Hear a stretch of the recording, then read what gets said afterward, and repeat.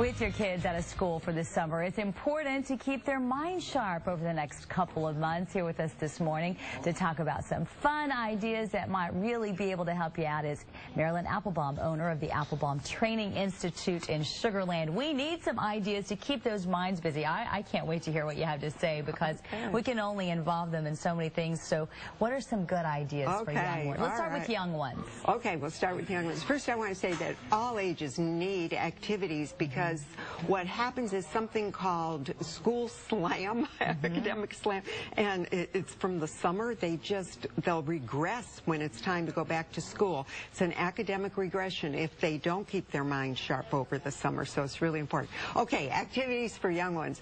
One of my very favorites, of course, is reading is really important, so to set up in the house a book nook corner, a comfy corner where the kids can read and get a lot of books from the library, and this is the fun part. So they have a special time every day where they read, and they might just read just a little bit, or they might read a lot. And at dinner time, so you have this family dialogue going, the children share what they read, and the parents share anything they read.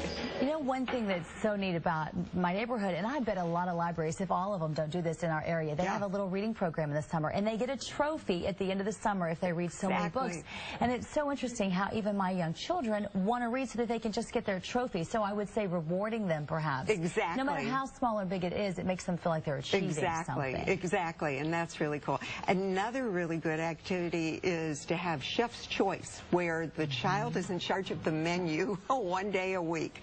And so they help decide what the parents are going to cook if they're too young to cook, or they help cook, they help clean up, they help serve, so they learn some responsibility too. I love it. We only have a little more time, so let's talk about those teenagers. We got to get them out of bed before 2 o'clock in the afternoon and get those brains working. And you got to get them off the internet. Okay, so one of the great things is to get them involved with others and to have like a big garage sale. They gather their friends and they have a garage sale for some cause that's real important to them.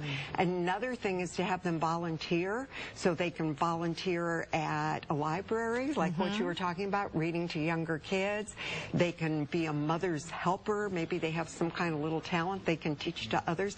And one of the things about teens is this is a time where they're getting into their identity, to have them make like a dream board of all their goals on a big poster. We're going to keep them busy. We appreciate your help, Marilyn. Thanks for coming on over. I'm so glad.